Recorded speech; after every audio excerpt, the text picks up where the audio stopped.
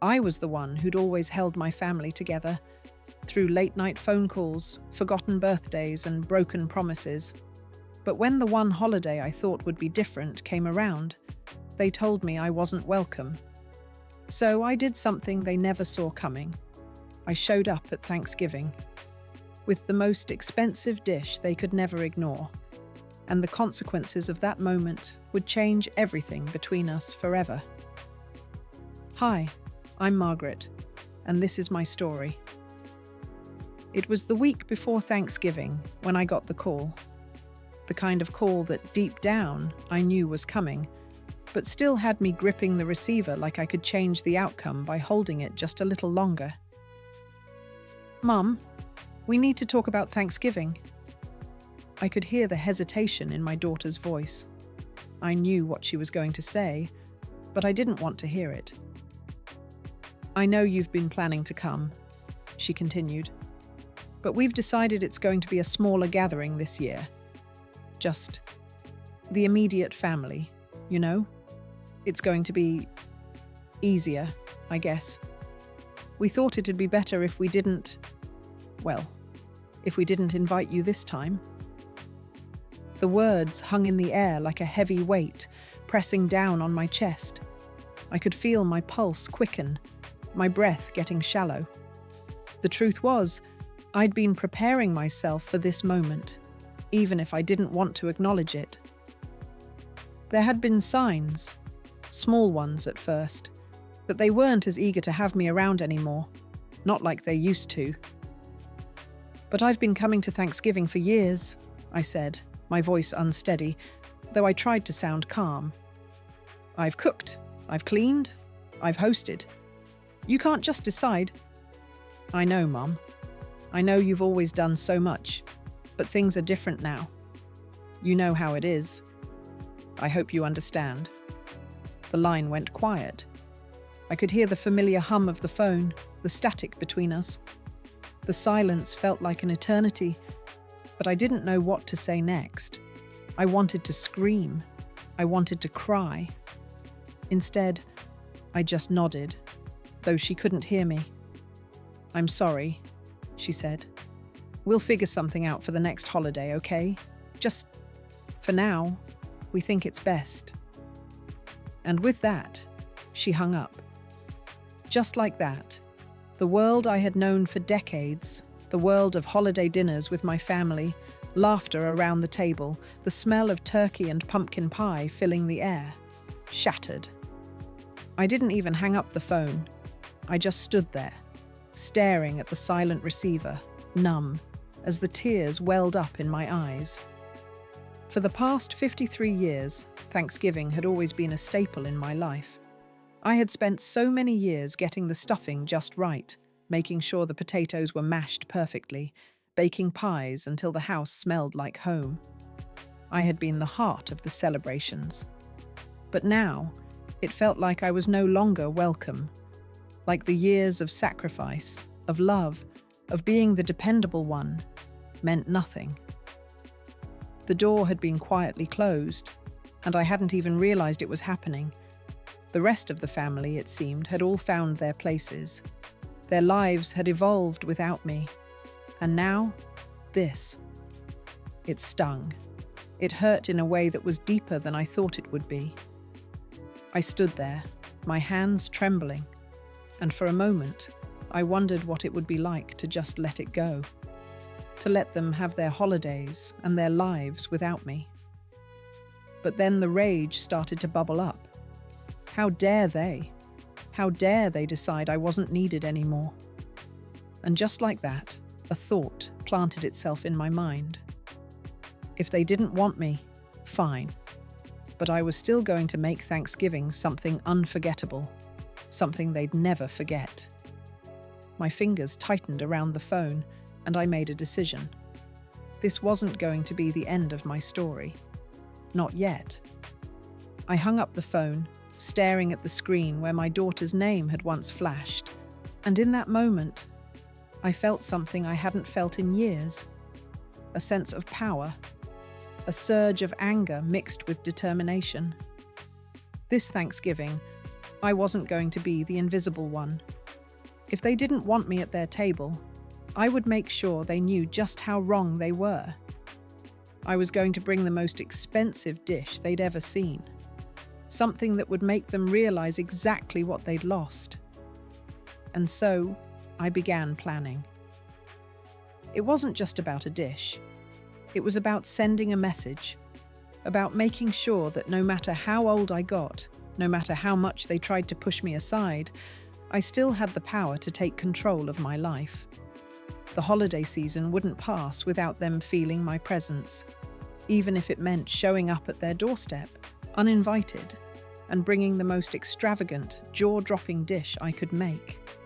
They would see me, and they would never forget it. The idea came to me in a flash. Lobster. Not just any lobster, but a lobster that would make heads turn. The finest, most tender lobster tail I could find, paired with rich butter and garlic, seasoned perfectly. It was the kind of dish that would cost more than some people's rent, and I knew it would turn the tables at Thanksgiving. I hadn't cooked something like this in years. Hell, I hadn't treated myself to something this luxurious in even longer. But that was the point. I wasn't just going to make a statement with food. I was going to make a statement with the audacity of it, with the unexpectedness of it. I picked up the phone again, this time dialing the local seafood market. I asked for the best lobster tails they had in stock, the kind that would make a chef's jaw drop. As the man on the other end rattled off prices, I didn't flinch. "You're sure they're fresh?" I asked, already knowing the answer. "Oh, absolutely. Freshly flown in this morning.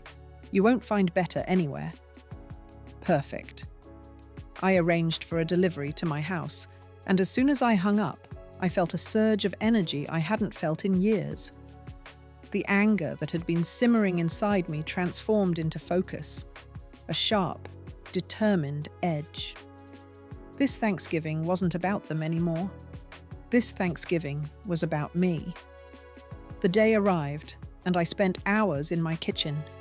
The smells of lobster, garlic, and butter filled the air. I worked with the precision of a master chef, taking my time, ensuring every detail was perfect. This dish wasn't just about the food. It was about creating something that reflected who I was, what I'd endured, and the power I was finally reclaiming. I pulled the lobster tails from the oven, their rich, golden brown color perfect against the buttery sauce I'd made. It was a dish fit for royalty, the kind of thing you wouldn't expect to see at a family gathering. But then again, they hadn't expected me to be there either. I plated the lobster carefully, taking a moment to admire my work. It was beautiful. No one would ever forget this. As I placed the dish into the car, I thought about how they'd react when I showed up uninvited with this extravagant meal. Would they be shocked? Angry? Ashamed? Or would they realize too late what they'd lost in dismissing me? I had my doubts. I didn't know if anyone would truly understand the weight of what I was doing. But it didn't matter. This wasn't for them. This was for me. The drive over to my daughter's house was a blur. I could feel my heart pounding in my chest, a mixture of nerves and adrenaline. When I finally arrived, I parked in front of the house, my hands gripping the steering wheel. I could see through the window, the warm glow of the lights inside. I imagined the laughter, the chatter, the clinking of glasses. It felt surreal, like a distant memory. It had been so long since I'd felt like part of something like that. But now, I wasn't coming as a forgotten afterthought. I was coming as a force to be reckoned with. A woman who had been cast aside, only to return with a reminder that she was worth more than they ever realized. I took a deep breath and grabbed the dish from the passenger seat. It felt heavy in my hands, not just because of the lobster, but because of everything I had carried with me over the years. The sacrifices, the silent suffering, the years of giving and never receiving. It all led to this moment. I walked up to the door, raised my hand, and knocked. The sound of my knock echoed through the quiet air, and for a moment, I almost convinced myself to turn around, to just leave the dish in the car, drive home, and pretend like nothing happened. But I didn't. I'd come too far. The door creaked open, and there stood my daughter, standing in the frame like a figure from a distant past. She looked the same, but somehow different. Maybe it was the tightness around her eyes or the forced smile, but I could tell she wasn't happy to see me. Not that I expected her to be. "Mom?" She blinked, like she hadn't been expecting me.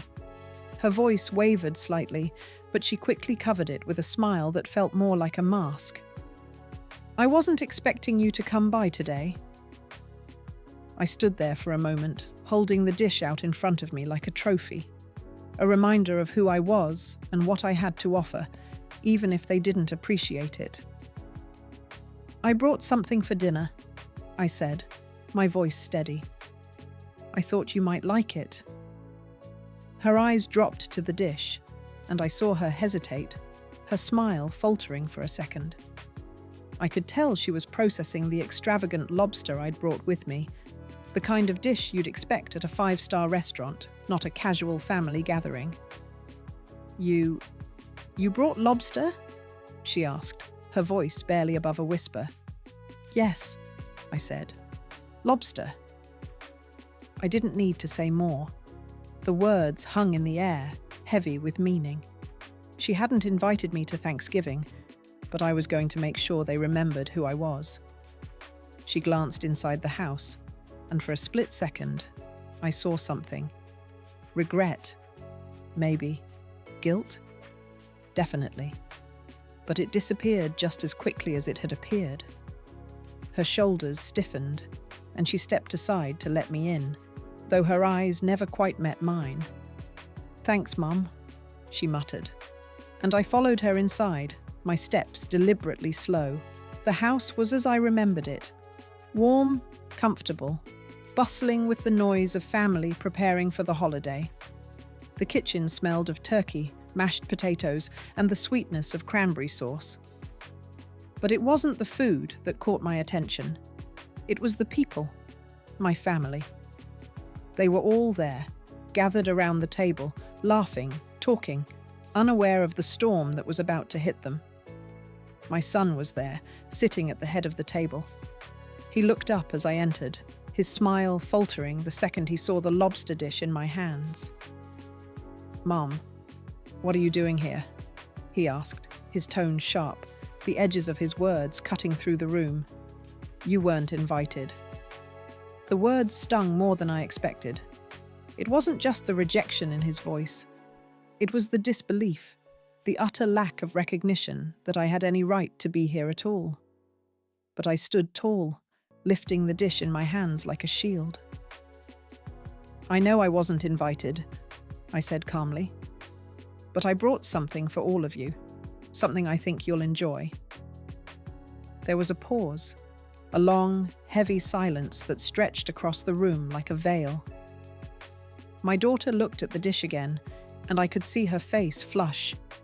She was caught between embarrassment and something else, something I couldn't quite read. "You're really making this hard," she said, her voice tinged with frustration. No," I interrupted, cutting her off. "You made it hard when you decided I wasn't welcome. I made this for you, for all of you." The room was quiet now, save for the low hum of the oven and the clink of silverware on plates. My son stared at me, his jaw clenched. "You can't just barge in and act like everything is okay," he said, his voice rising. "You don't get to do that." "I wasn't invited, I know," I said again, my voice even, but there was fire underneath it. "But I'm here now, and I'm not leaving. Not without letting you see who I really am, who you pushed aside." A moment of silence followed. The tension was palpable. The other family members stood frozen, watching us. I felt like an outsider in my own family, like the person I had been for so long no longer existed to them. I felt the sting of their indifference, the sharp edge of their refusal to acknowledge me, but I didn't let it break me. "I didn't come here for your approval," I continued, holding the lobster up again. "I came here to remind you that I'm not invisible. I'm not some afterthought, not just a bank account or a free laborer. I'm your mother. And this dish, this is my way of saying that I still matter." There was a long, uncomfortable pause. My son, Daniel, stood at the head of the table, his eyes flicking from me to the lobster dish I had placed carefully on the kitchen counter. His arms were crossed tightly over his chest, and his jaw clenched with tension. My daughter, Emily, looked like she wanted to say something, but she seemed frozen, caught in the heavy silence that had descended over the room. "I think it's time we all sat down," I said, breaking the silence with a calmness that surprised even me. "I brought this for you, for all of us. It's Thanksgiving, after all. We should at least try to act like a family." I wasn't sure where the strength came from. I didn't feel strong, not at all. But the anger and betrayal I'd been carrying inside me for months, years even, suddenly boiled over. And with it came a quiet resolve. "I didn't ask to be treated like an outsider," I continued, my voice firm but not raised. "I didn't ask to be pushed away just because you decided I didn't fit your picture of a perfect Thanksgiving. But I'm here now, and you're going to hear me." Daniel opened his mouth to respond, but no words came out. He looked frustrated, unsure of what to say, his face red with emotion. I could see the conflict in his eyes, but there was also something else. A distance, a coldness, as if he had somehow mentally checked out of this conversation long before it even started. "You don't get to show up and—" he began, but I cut him off. "Yes, I do," I said, my voice louder now, filled with years of unspoken pain. "I absolutely do. Because I've spent my entire life showing up for you, for your birthdays, your graduations, your tough times, your good times. I was always there. And now you've made me feel like I'm nothing, like I don't matter. I've cooked your meals, I've cleaned your homes, I've supported you financially when you needed it, and this is how you repay me." The words hung in the air like a heavy fog. And for the first time in what felt like forever, I felt like I was finally being seen. Emily shifted uneasily in her seat, looking at Daniel as if waiting for him to say something, to explain. But he didn't. Instead, he just looked down at the table, his face etched with a mix of guilt and defensiveness. "You think this is about the lobster, don't you?" I said suddenly, my gaze sweeping over the room. "It's not. It's not about the food, the money, the dish. It's about the fact that you've erased me from your lives. You've forgotten who I am, what I've done for you, and you've replaced me with—" "What? What is it, Emily? What exactly is it that makes me so expendable now?" The question hung in the air, heavy and sharp. I could feel the room tense. Every eye in the room turned toward me, some filled with discomfort, others with guilt. My daughter shifted uncomfortably, glancing from Daniel to the rest of the family, trying to gauge the situation, trying to figure out what to do, but no one spoke. "You can't just act like I don't matter anymore," I continued. "I'm still here. I'm still the same person. Just because you don't want me at your table doesn't mean I don't belong at your table. And just because you've decided I'm not worth your time doesn't mean I'm not worth mine." Daniel opened his mouth again, but his words were caught in his throat. He looked helpless, and for a moment I could see the weight of it all settling on him. But the walls were already up. He had already decided, just like Emily, that I wasn't worth the effort anymore. Emily finally spoke up. "Mum, I didn't want to hurt you. You know that, right?" Her voice wavered, though she was trying to mask the uncertainty with a smile. It didn't reach her eyes. Didn't want to hurt me? I repeated, incredulous. You've been hurting me for years. Every time I've asked to be included, every time I've tried to be part of your life, it's like I'm nothing but an inconvenience. Well, guess what? I'm not your inconvenience anymore, and I'm not going to beg for a seat at your table. I could feel the anger bubbling up again, but I tamped it down. I wasn't here to fight. I was here to remind them who I was, to show them that I had a voice, that I had power, and that I was worthy of respect. I don't care if I'm not invited, I said quietly.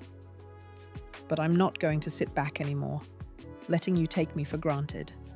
I'm not going to let you forget who I am. The room was still now, too still. The tension was so thick I could almost taste it in the air. Emily looked like she wanted to say something, but her words caught in her throat, her hands fidgeting with the hem of her sweater. Daniel didn't move. The rest of the family, those who had gathered around the table, stayed silent, watching the exchange between us with a mixture of discomfort and curiosity. I don't need your approval, I said softly, looking at each of them. I'm not here to make you feel guilty, though I'm sure you do. I'm here to show you what happens when you push someone like me out of your life. I'm here to remind you that I'm not a doormat. I'm not a woman you can walk over and expect to stay silent. A silence followed. Emily bit her lip, clearly conflicted. Daniel finally spoke, his voice quieter now. We didn't mean to hurt you, Mum. It's just, things have changed, okay? Things have changed. That phrase. I had heard it so many times over the years from everyone who had slowly started to let me go. Things have changed. Well, things change, all right? I said, my voice growing steadier. And sometimes change is good. But other times, change makes you lose sight of who's been there for you. And you can't just pretend that doesn't matter. There was nothing more to say after that. I didn't need their validation. I wasn't going to beg for it. But as I stood there, my heart a little lighter for finally speaking the truth, I knew one thing for sure. They would remember this Thanksgiving. And maybe, just maybe, they would remember what it was like to have me around. The silence hung between us, thick and suffocating, like a dark cloud that refused to pass. My daughter, Emily, stood frozen near the counter, her eyes flitting from the lobster dish to the rest of the family, trying to gauge their reactions. Daniel, my son, continued to sit at the head of the table, his face flushed with frustration. I could see that he was struggling to find the right words, but it was clear that nothing he could say would fix what had already been broken. I didn't want to be the villain in this scenario, but it was hard to see myself as anything else when I had been treated like an afterthought for so long.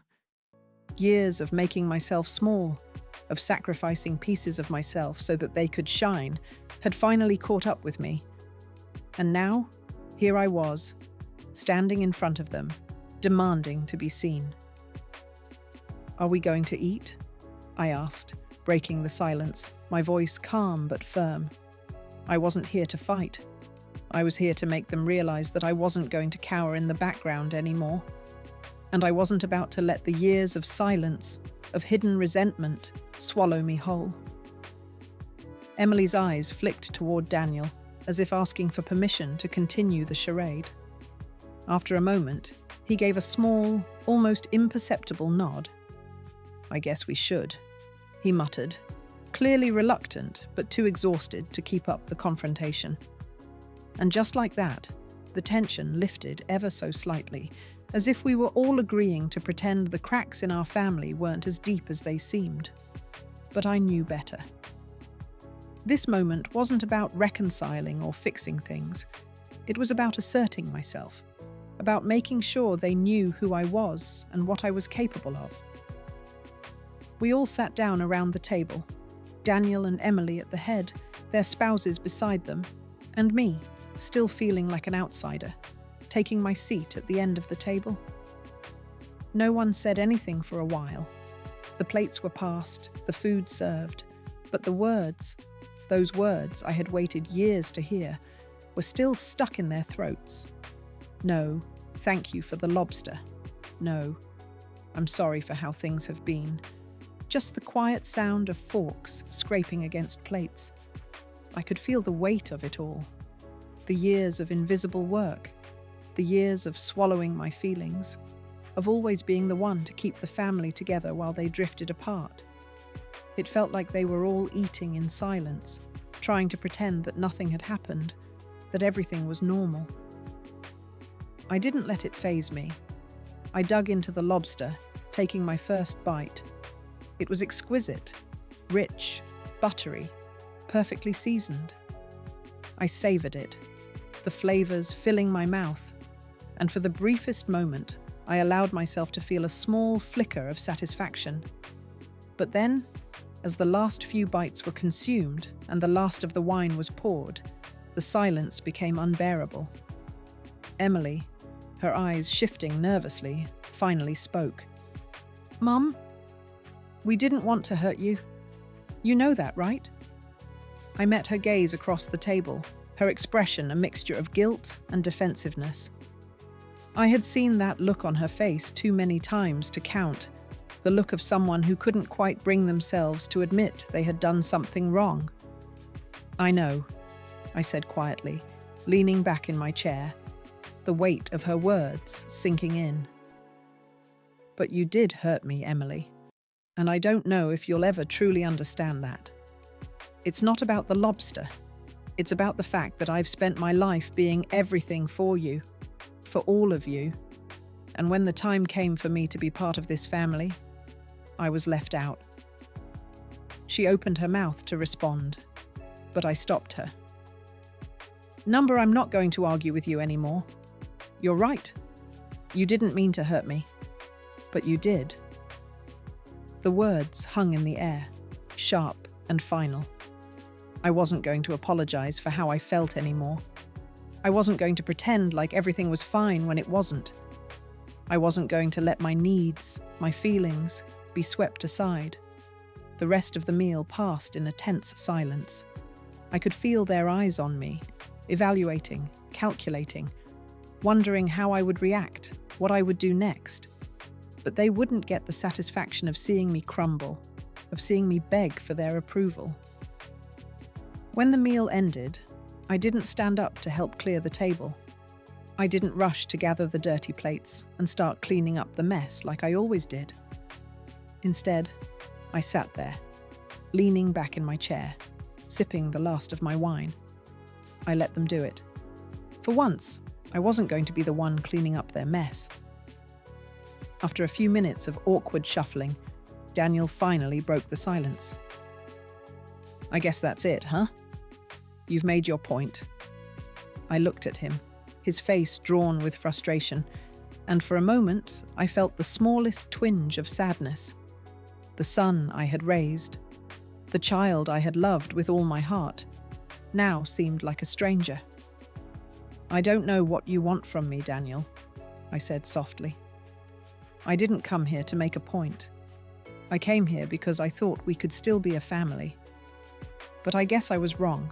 His face softened for just a moment, but then he quickly masked it, hiding whatever guilt or remorse he might have felt behind a wall of indifference. "We can't just go back to how things were, Mum," he said, the words coming out too cold, too rehearsed. "Things have changed. We're different now." "Different," I repeated. "You're right. You're all different. But so am I." The truth of it settled in the room like a heavy weight. We were all different. Maybe we always had been. Maybe we had been drifting apart for years, and I just hadn't been able to see it. But now, in this moment, I wasn't going to be the one to keep pretending that things were okay. I wasn't going to be the one to keep holding it all together. Not anymore. "I'm not going to beg for your love," I said, my voice calm but resolute. "I've given everything to this family. and I won't do it anymore. You all can decide what kind of relationship you want with me, but I won't be invisible anymore. I stood up, taking my wine glass with me. The rest of them remained seated, their eyes still fixed on me, unsure of what to do next. "I'll be going now," I said, the words tasting both bitter and freeing on my tongue. "Happy Thanksgiving." And just like that, I turned and walked out of their lives, not in defeat, but in defiance.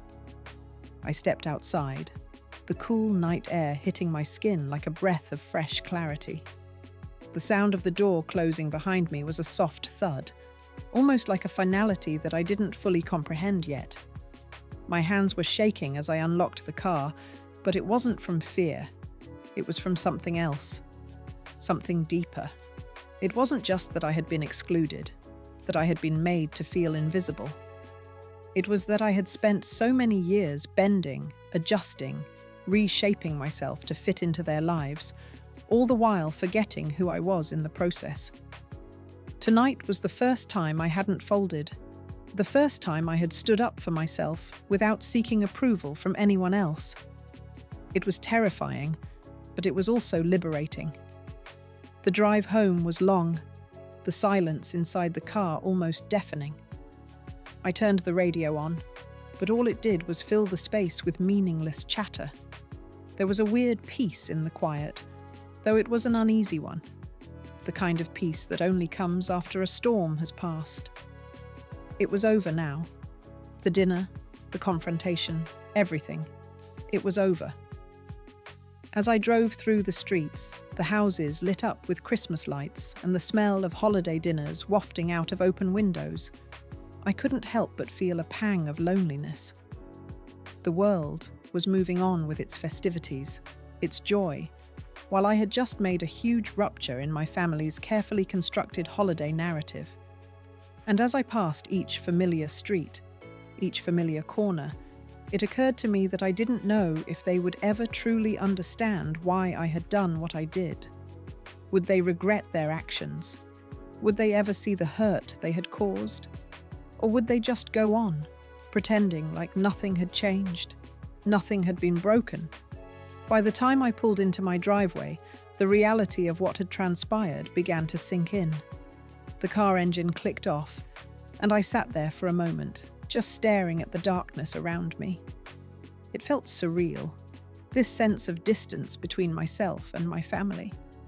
All the years of Christmas mornings, Thanksgiving dinners, birthdays spent surrounded by the people I had given so much for. All of it now felt like a distant memory, and I wasn't sure how I felt about it. I shut off the car, stepped out into the night air, and walked slowly to the front door. I didn't even have to unlock it.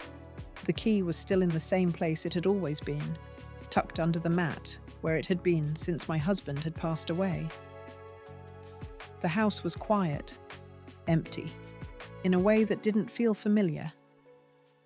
As I stepped inside, I took a deep breath, letting the weight of everything settle into my bones. I didn't turn on the lights. Instead, I moved through the house in the dark, letting my senses take over. The smell of old furniture, of dusty books on shelves. I walked into the kitchen, where I had spent countless hours preparing meals, baking cakes, frying chicken. I opened the fridge, stared at the leftovers from the meal I hadn't shared. The lobster was still sitting in the car, untouched, though I knew I wasn't going back to it. I couldn't.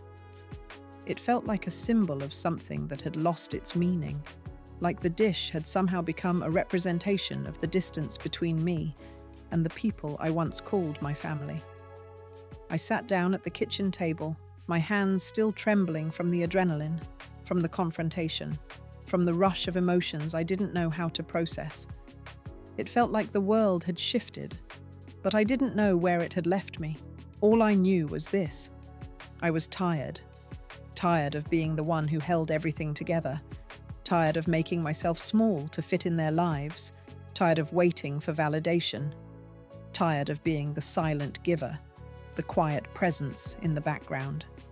Maybe tonight had been the end of something, Or maybe it had been the beginning. I didn't know. But for the first time in a long time, I felt like I was finally taking control of my own story. It wasn't about the lobster. It wasn't even about Thanksgiving. It was about my life. And I was done letting others dictate who I was, how I was treated, or how I should show up for them. I stood up, walked to the fridge, and threw the leftovers in the trash, every part of it. Every bite of that extravagant meal felt like a symbol of what they had rejected. It wasn't even about the food. It was about the message that I wasn't wanted. And now I was going to make sure they remembered that message. I closed the fridge, walked to my bedroom, and undressed. The clothes I had worn to their house, to their dinner, to their holiday, they no longer felt like they belonged to me.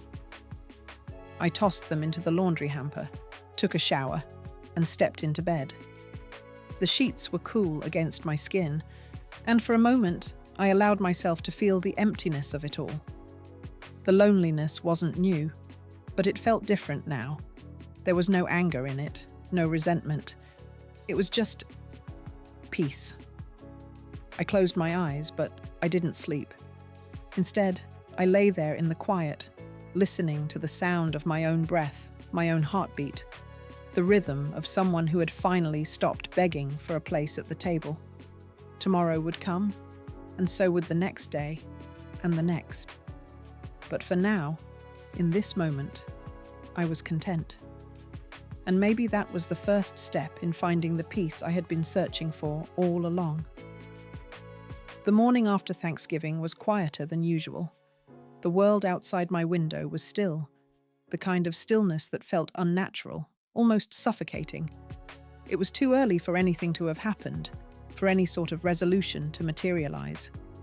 The only thing I could hear was the sound of the occasional car driving by on the street. It was the calm after a storm that hadn't fully passed. I lay in bed for a long time, not really wanting to get up, not wanting to face the aftermath of the night before. The words I had spoken still echoed in my mind. I'm not going to beg for your love. The truth of it made me uncomfortable, but it was necessary. I had said it for me, not for them.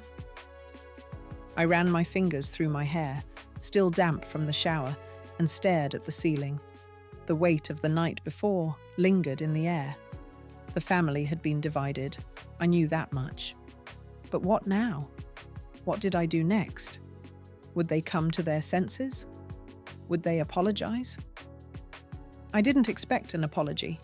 Not from Emily, not from Daniel. And if I were honest with myself, I wasn't sure I wanted one. What I wanted was something deeper.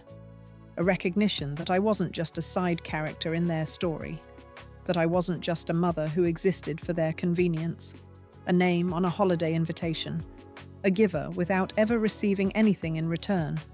The truth had been spilling out for years, but I had ignored it, buried it under the surface, telling myself that I was still needed, still important. But the truth was clear now. I wasn't. At least, not in the way I thought I should be. I pushed the covers off my legs and swung my feet over the edge of the bed. My body ached, a combination of stress and exhaustion that had built up over months. I stood, walked into the kitchen, and made myself a cup of coffee.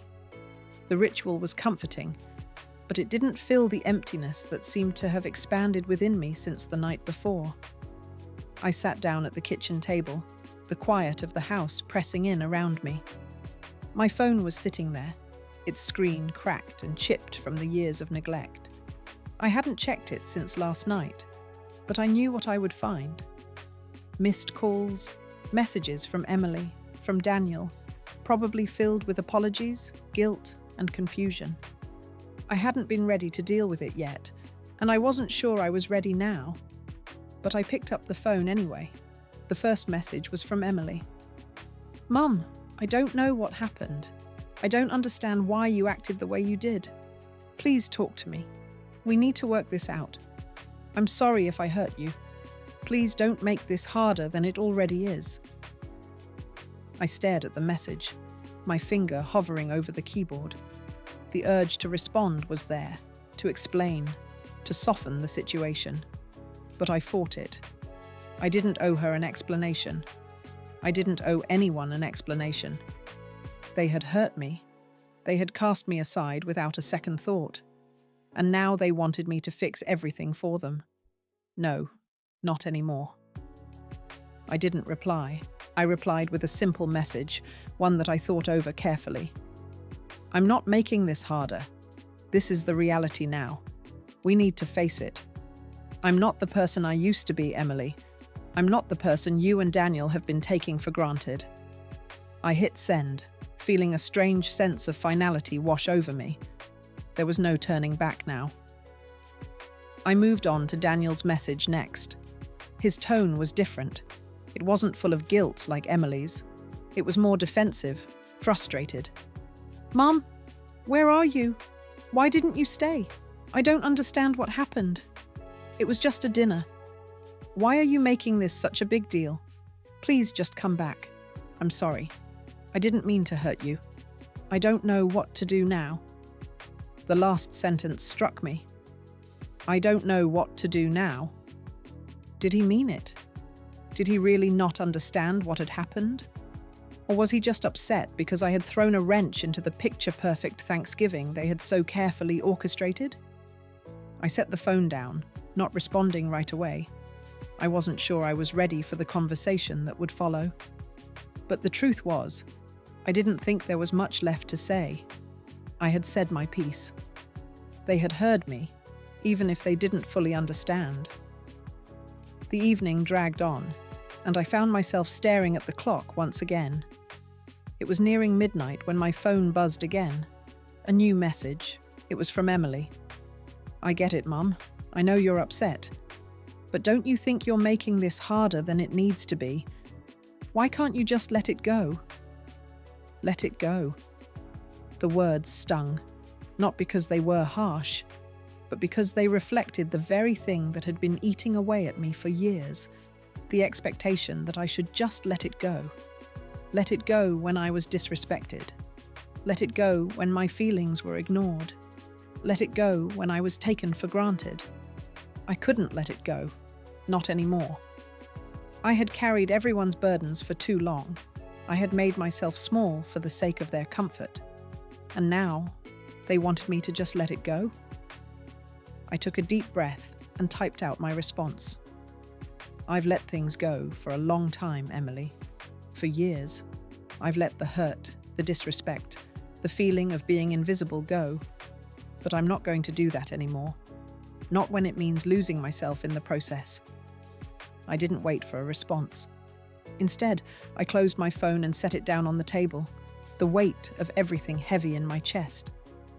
I wasn't sure what the future held, but I knew one thing for certain. I was done making myself small. I was done pretending that things were okay when they weren't. The next morning, as the sunlight filtered through the curtains, I woke up with a strange sense of peace. It wasn't the peace that comes from having everything figured out. It wasn't the peace that comes from having the answers. It was the peace of knowing that I had finally taken control. I had chosen myself. And no matter what happened next, that was enough. The next day dragged on in a haze. I had spent the morning pacing around the house, not knowing what to do with myself. The phone, which had been silent for most of the day, buzzed occasionally with unread messages and missed calls, but I didn't feel the urge to check them immediately. I already knew what would be inside: apologies, frustration, questions.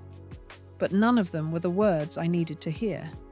None of them addressed the core of the problem: the years of silence, of invisible work, of giving too much and getting too little in return. The sunlight outside was streaming through the window now, a clear, crisp light that made everything look deceptively calm. The world seemed to be moving on, and I was still here, stuck in the fallout. But for the first time in a long time, I didn't feel like I was the one who needed to make everything okay. I wasn't responsible for fixing this. They were. I walked into the kitchen, the smell of coffee still lingering in the air from earlier, and stared out the window. The world was so full of movement, of noise, and yet here I was, standing still, stuck in the aftermath of choices I had made and choices they had made. It was a strange feeling, this stillness, as though, for once, I wasn't the one being pulled in 100 directions. I didn't want to go back to them. I didn't want to walk back through their door, sit at their table, and pretend like everything was okay. I didn't want to make them feel better about their mistakes. I wasn't here to fix their guilt. I wasn't here to fulfill their image of what a mother should be, of what a daughter should be, of what a family should be. The more I thought about it, the more it became clear that they didn't really see me. Not really. I had been a backdrop for their perfect lives. Someone to take care of things when they needed it. Someone to clean up their messes. Someone who had always been there, waiting for them to notice. But they hadn't. And now, they wanted me to make everything right again. They wanted me to come back to them, as though nothing had happened. As though their disregard for me didn't leave scars I had been hiding for years. I picked up my phone again, staring at the screen for a long time. Still no new messages. Still nothing from Daniel. From Emily. I scrolled back through the messages I had already received, reading them over and over again. The same pattern. Apologies, frustration, confusion. They had no idea what they had done. They still didn't see it. And then I saw something. A message from my sister, Carol. She had been quiet for a while, and I hadn't heard from her in months. I hadn't realized how much I missed her voice, the sound of her laughter, the way she always understood. Margaret, I heard about what happened. I'm so sorry. This whole thing is a mess. But you're not alone. You never were. I know you're angry, and you have every right to be. But don't let them think they can erase you. They can't. You've always been a force. I'm here for you. Let me know if you need anything. I sat down at the kitchen table, the weight of her words sinking in. She was the only one who seemed to get it. She was the only one who saw what was happening, who saw what I had been feeling all these years. Maybe she was the only one who really understood how deep this pain went. It hit me then.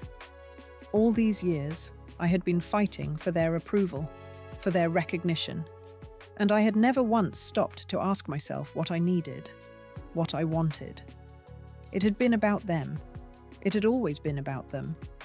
But now, for the first time, it was about me. The phone buzzed again, but I didn't feel the need to answer it. I didn't need to explain myself to anyone, not anymore. I had nothing left to prove. I spent the rest of the day in silence, reflecting on everything that had happened, and more importantly, everything that had led me to this point. The silence wasn't uncomfortable anymore. It was necessary. I needed time to understand what was happening inside of me, to process everything that had been building up for years. The hurt, the anger, the betrayal, all of it had come to the surface, and I wasn't going to bury it again. Not this time. The evening came, and with it, a strange sense of clarity. The phone sat beside me on the kitchen counter, still buzzing with new messages, but I didn't feel the urge to check them. I wasn't ready for their apologies or their confusion. I didn't need to hear any more of it. What mattered now was how I was going to move forward, how I was going to live my life, now that I had finally made the decision to stop putting everyone else's needs ahead of my own. I went to bed that night with a strange sense of peace. Not because everything was fixed, not because the family was suddenly going to be whole again, but because I had taken a stand. I had chosen myself. And that, more than anything, felt like the right thing to do. The next morning was cold and quiet, the sun barely peeking through the curtains. I didn't check my phone immediately. I didn't care to. Instead, I made myself a cup of coffee, sat at the kitchen table, and just let the stillness surround me. I realized that for the first time in a long while, I wasn't scared. There was nothing to fear anymore. They had already shown me who they were. The question now was, who was I going to be? I wasn't going to be the person who waited for their approval. I wasn't going to be the person who disappeared into the background, who cleaned up their messes, who sacrificed herself over and over again. I was going to be someone who knew her worth, someone who no longer needed to be invisible, and that person wasn't going to apologize for taking up space. As the sun rose higher in the sky, I made my decision. I was done waiting for them to see me. If they wanted me, they would have to come find me. I wasn't going to be the one to beg for a place at their table anymore. I was going to build my own table. The days that followed were filled with quiet moments of self-reflection. I spent most of my time rearranging parts of my life that had been on hold for too long. I cleaned the corners of the house I had neglected, threw away old things I'd kept for sentimental reasons, and reorganized bookshelves that had been stacked haphazardly for years. It wasn't just about cleaning, it was about clearing the clutter in my life, both physical and emotional. For the first time in a long time, I was focused solely on me. There was something liberating about this newfound space. Not just the clean countertops or the empty closet shelves, but the space inside my heart. I had given so much of myself over the years, my time, my energy, my love, that I had forgotten what it felt like to have room for my own dreams, my own desires. I hadn't heard from Emily or Daniel since that day. There had been no more messages, no more calls, and while part of me was still holding on to that tiny thread of hope that they would come around, most of me had come to accept that they might not. The distance between us felt like a canyon now, and I wasn't sure I wanted to cross it anymore. But then, just as I was beginning to settle into this new rhythm of life, the phone rang. I looked down at the screen, my heart skipping a beat when I saw the name. It was Emily. I stared at the phone for a long moment before answering. I didn't know what I was going to say. Part of me wanted to let it ring, to ignore it the way I had been ignored for so many years. But I didn't. I picked up the phone and held it to my ear. Hello? There was a long pause before she spoke, and I could hear the hesitation in her voice. Mum, she said softly, almost apologetically. I've been thinking about everything, about what happened. I just wanted to say I'm sorry. The words were simple, but they hit me like a freight train. After all this time, after all the hurt, the frustration, and the silence, she was finally saying it. She was finally acknowledging the pain I had been carrying for so long. I know I can't just undo everything that's happened, she continued, her voice cracking slightly. But I want to try. I don't want to lose you, Mom. I don't know how to fix this, but I'm willing to try. For a moment, I didn't know what to say. The part of me that was still holding on, the part of me that was still hoping for this moment, felt something deep inside, a flicker of warmth, of love. But then I remembered everything that had come before. I remembered the years of silence, the subtle ways I had been made to feel small, like I didn't matter. I'm glad you're thinking about it, I said finally, my voice steady but full of emotion. But it's not just about saying sorry, Emily. It's about understanding what happened. It's about seeing me, really seeing me. I've been there for you all these years, but I've been invisible. I've been waiting for you to see me. There was a long silence on the other end of the line. I could hear her breathing, like she was processing the weight of what I was saying. I know, she whispered. I'm sorry, Mum. I didn't see it before. I didn't realize what I was doing. And for the first time, I felt like she was truly hearing me. It wasn't just a phone call to apologize. It was a moment of acknowledgement, of validation. I had been seen. After that phone call, things began to shift. slowly at first, like a glacier inching its way forward, but still undeniably there. Emily and I talked more in the days that followed, the conversations shifting from surface-level pleasantries to deeper, more difficult discussions about our relationship. She admitted that she had taken me for granted, that she hadn't fully appreciated the role I had played in her life. She told me she had been blinded by her own expectations, her own idea of what family should be, and she hadn't seen the cracks forming until it was almost too late. I didn't forgive her right away, nor did I expect to.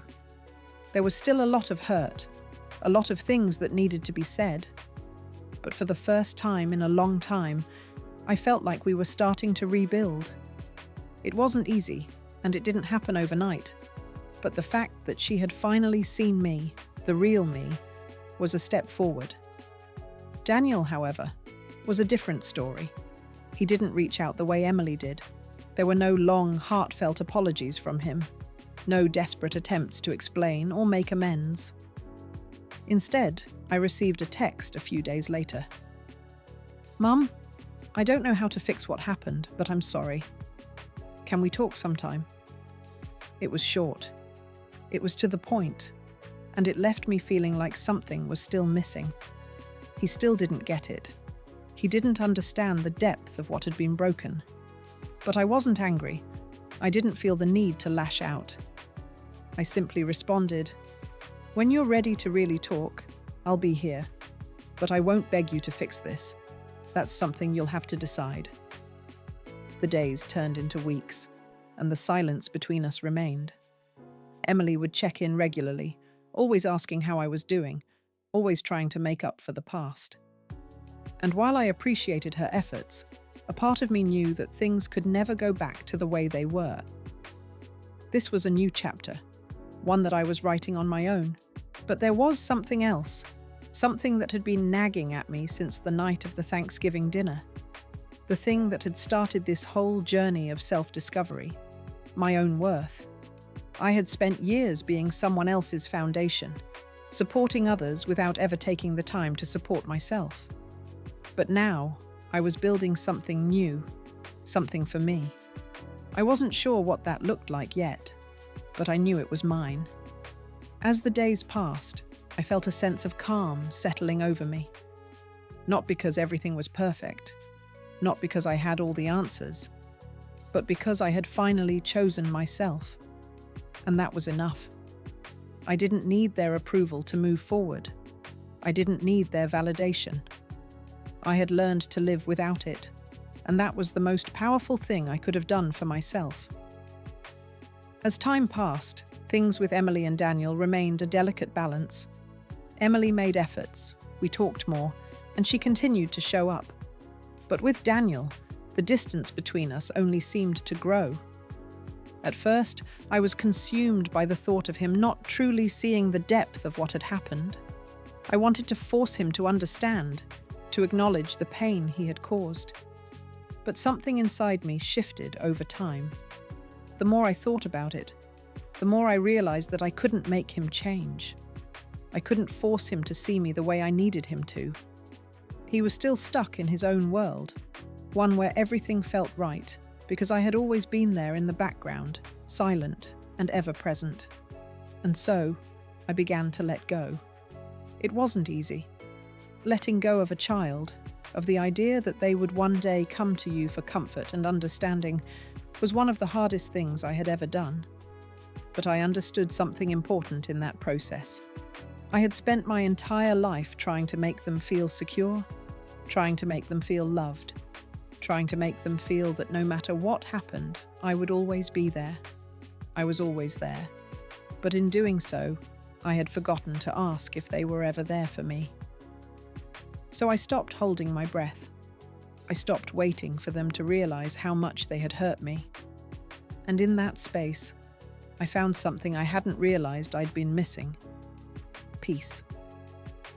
One evening, as I sat in my living room, looking out the window at the setting sun, I realized I wasn't angry anymore. I wasn't sad. I was just calm. I had let go. Letting go didn't mean I had stopped loving them. It didn't mean I had abandoned them. It just meant I had stopped waiting for them to fix things. I was moving forward, whether they did or not. There was a freedom in that. The phone rang again. This time it was Daniel. My heart gave a little lurch. I hadn't heard from him in weeks. But I didn't feel that old rush of anxiety, that need to drop everything and respond immediately. I picked up the phone, calmly, and waited for him to speak. "Mum?" he said, his voice softer than I remembered. "I think I've messed up. I haven't been a good son to you, and I want to change that." For a moment, I was silent, letting his words sink in. This wasn't an apology out of guilt. This wasn't him trying to fix things because he felt obligated. This was him realizing, on his own, that something needed to change.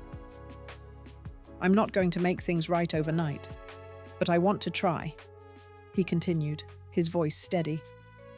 "I don't want to lose you, Mum. I know I have to do better." I sat back in my chair, a small smile forming at the corner of my lips. This was the first time he had spoken to me like this. The first time he had acknowledged his role in the distance between us. "You don't have to be perfect, Daniel," I replied softly. "You just need to show up, and so do I." We didn't fix everything in that conversation, but it was a start. It was a new beginning, one that I had no control over, but one that I was ready to embrace. The months passed. Slowly, but surely, I began to rebuild my life. It wasn't a dramatic transformation, no sudden changes that made everyone else sit up and notice. But it was my transformation. It was about me taking ownership of my own happiness, my own peace. I started to do things I hadn't allowed myself to do in years. I took weekend trips on my own, explored new hobbies, and spent time with friends I had neglected. I let go of old fears, the fear of being alone, the fear of being forgotten. And for the first time in a long time, I didn't feel the weight of others' expectations on my shoulders. I wasn't living for anyone else anymore. I was living for myself. In those quiet moments, when I sat on my porch with a cup of tea, watching the sun set, I realized that I had found something deeper than forgiveness or reconciliation. I had found the courage to be my own person again, to stand firm in my own worth without needing others to validate it. Emily and Daniel, they were still a part of my life, but in a way that felt healthier. We weren't trying to go back to how things had been. Instead, we were learning how to move forward with respect for each other's boundaries, each other's needs. The family dynamic had changed, and maybe that was for the best. Maybe it was time for me to be more than just the person who kept everything together. Maybe it was time for me to be the person who enjoyed life, who was seen not just as a mother, but as a woman with her own desires and dreams. One evening, Emily came by. It had been a while since we had a chance to really sit down and talk. She brought flowers, and we sat in the living room, sipping wine and laughing at old memories. She apologized again, and this time I felt the sincerity in her words. There was no need to remind her of what had happened. She had already acknowledged the past, and so had I. We were both ready to move forward. And as I sat there, looking at her, I realized that I had been so focused on what I had lost that I had forgotten to see what I still had. The relationship with my children wasn't perfect, but it was still real, and that was enough. The holidays came and went, and this time, I wasn't sitting in the kitchen, waiting for them to remember me. This time, I was in the living room, surrounded by people who saw me, not as a backdrop, not as a secondary character in their lives, but as a woman who had finally chosen to take her place at the table. For the first time in years, I felt like I was exactly where I was supposed to be, and that was enough.